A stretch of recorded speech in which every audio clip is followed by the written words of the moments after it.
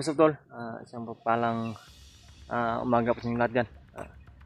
Pero po ako ngayon, nung sabi ko, hintay ko ng sumikat yung araw. At sa ngayon po, na umaga na po. Magpatuloy po ako sa paglalakbay ko ngayon.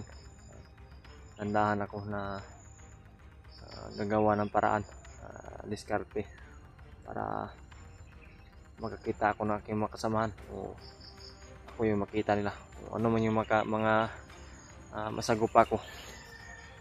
Sana ibigyan ako ng Panginoon ng sapat na lakas na makalaban sa mga kalaban, masagupa ko man. So sa ngayon mga tol,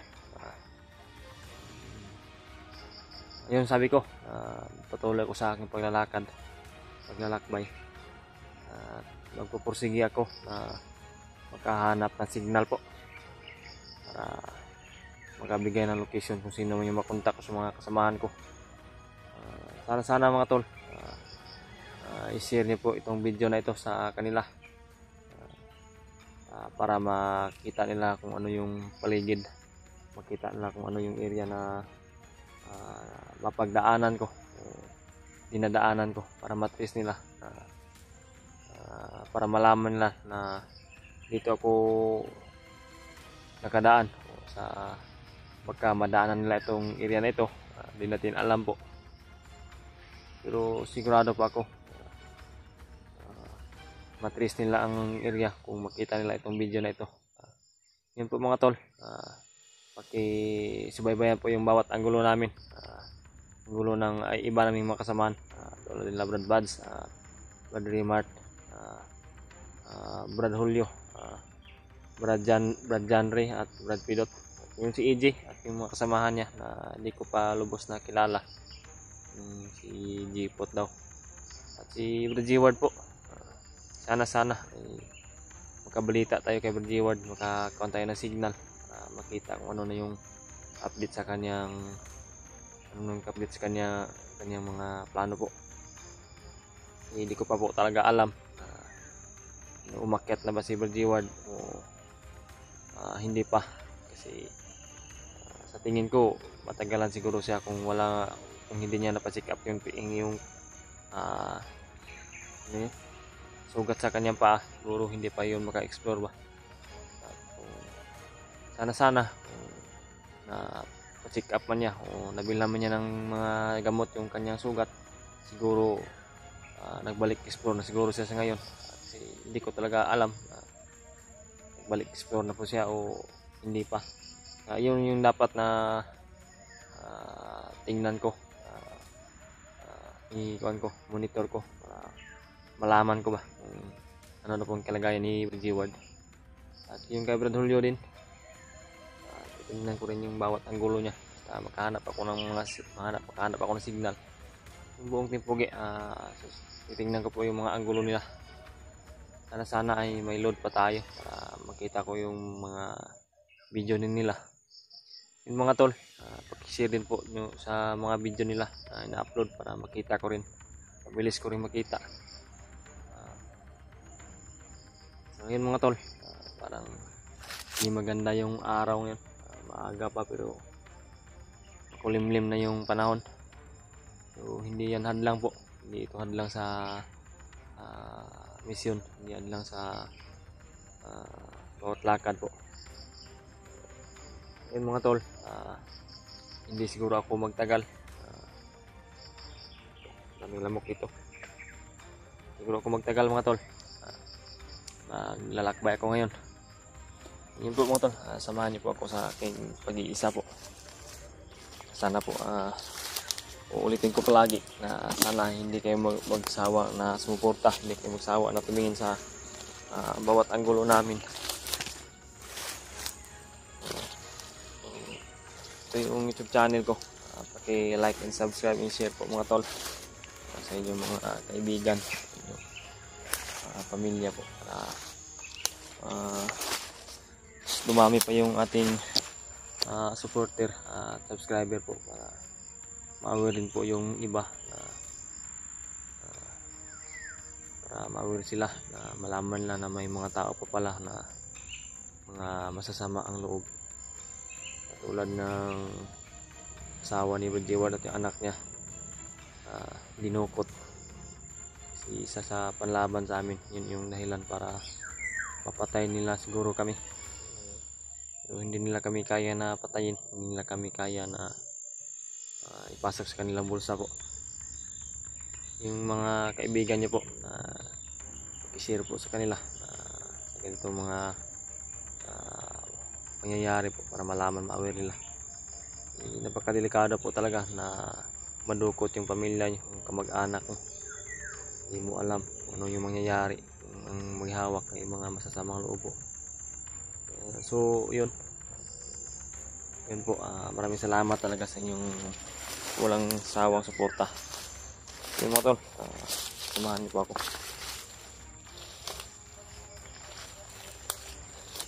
Hindi tayo magpatuloy,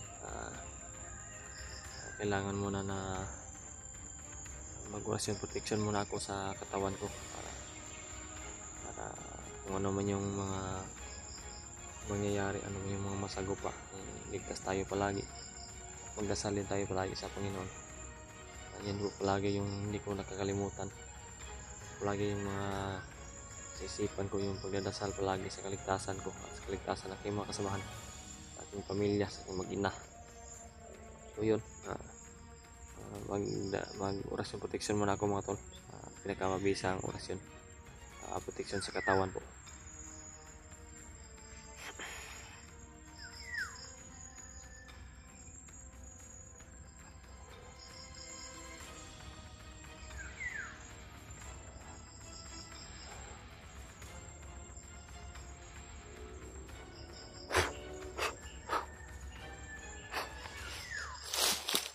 Yun, yun po tayo.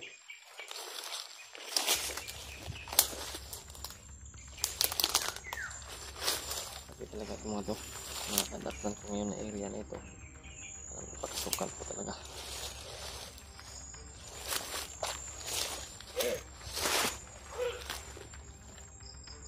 Bandido po. Asawa ni Commander Warlo. Awak sa mga bandido dito sa sikat. Kailangan ngayon ni Commander Carlos na mag-ingat puro to sa kung Asawa ni Commander Warlo daw, ni Brad Jeward. ang asawa ni Commander Warlo sa buntis. Buwa dito sa sikat area. Ilang hawakan. Gunita nila. Commander. Masakit ka daw sa rin. Ano mo kaya? Ano ka pala kaya kaya ko rin dito boss?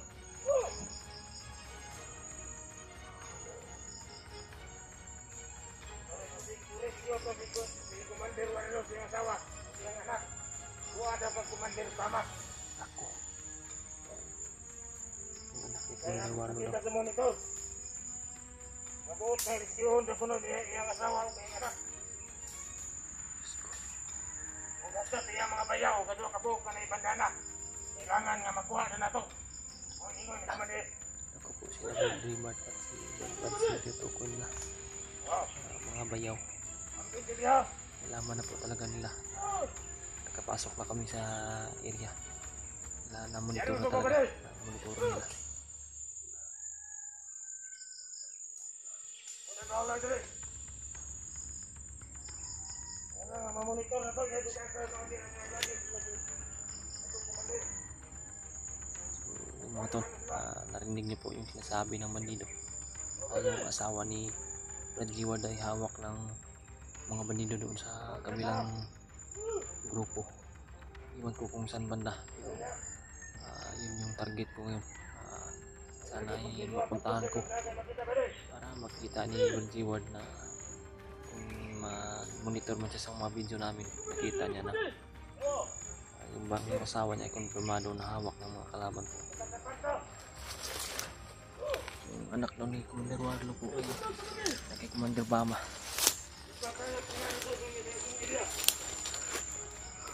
Hindi na kita mag-monitor. Ang ingon ni Commander Barnot. Grabe mga tol. Ang iriyahan na gibutang sa tungod. Pakinggan niyo po. Hindi na buris kaya itong iyong mga bayaw.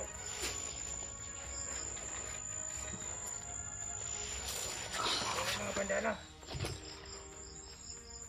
Buka ka, Bok. Pinapangin natin ito mga tol. Kasi dyan yung daan.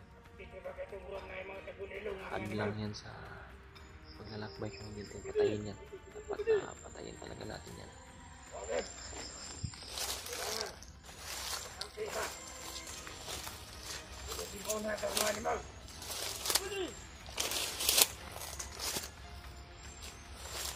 Lego!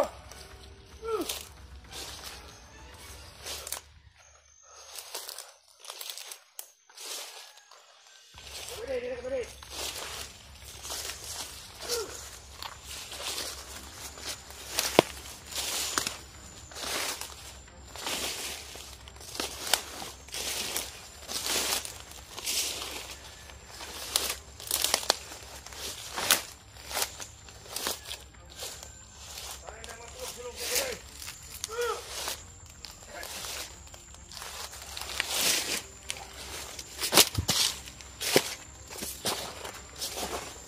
Dadaan yan ito mga tol.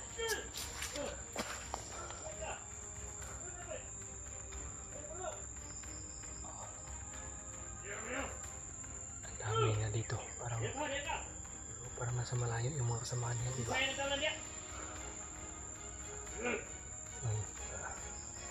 Tagulilong muna tayo mga tol.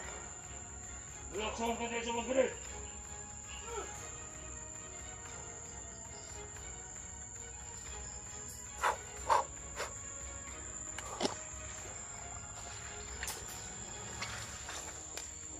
Yan sa buli, oh.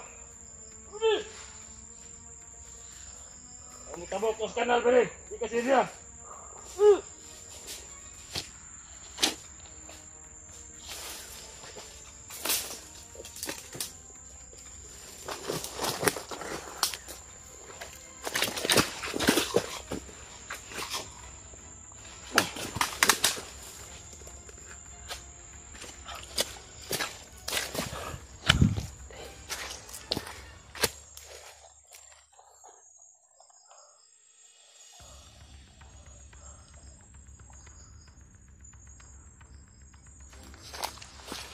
Teka.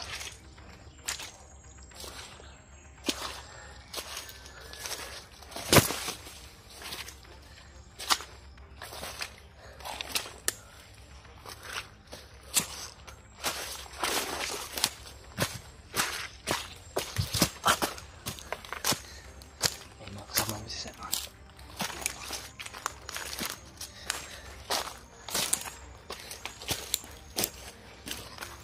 Dito muna ako.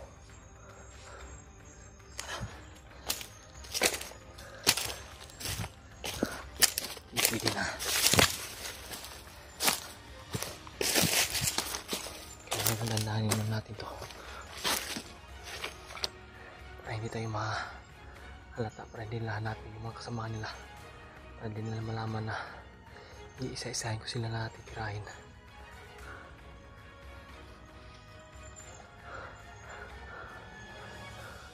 So yun mga tol, isa na po yung napatay ko dito sa daanan na mga bantay dito. Yung target ko po ay yung sinasabi nila na kabilang grupo, ang kabilang area na nandun daw yung asawa ni Brad Jeward hawak ng mga bandido. Kasi inaabot daw sa kanila ng mga kasama nila at Commander Bagnot na doon daw idadaan sa kabila para mas mabilis na mapunta doon sa kung saan nadalhin Commander Bagnot siguro. Kasi yung monitoring talaga nila mga tol ay napakarami. Talagang hindi maiwasan na mamonitor talaga yung bawat anggulo namin. So yun mga tol, patuloy po tayo para sa paglalakbay para patungo doon sa location kung saan yung asawa ni Brad Jeward.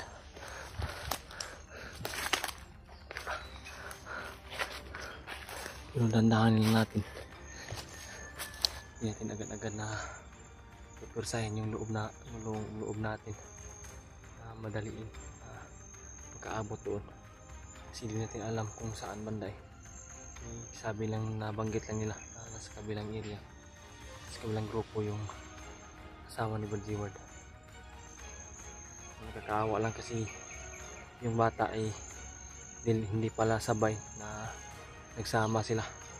Ang may hawak ng bata po ay kay Commander Bama daw.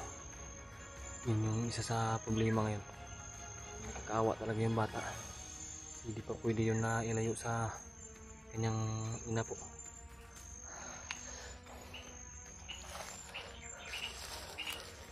So yun, ano po po.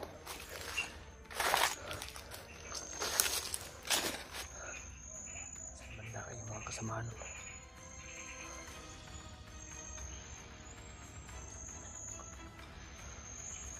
Malaman natin. Magmasid muna tayo. Pakinggan muna natin yung paligid mga tol. Pakinggan ko muna. Para hindi alanganin yung aking kilos ba. Para tansado yung bawat galaw.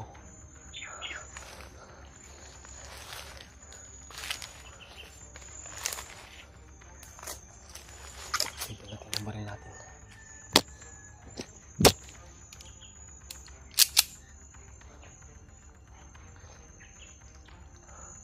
Kasi di pwede na magpahina-hina tayo ng loob dito. Dapat talaga ay yung loob mo. Ayun o. Sunahan pa.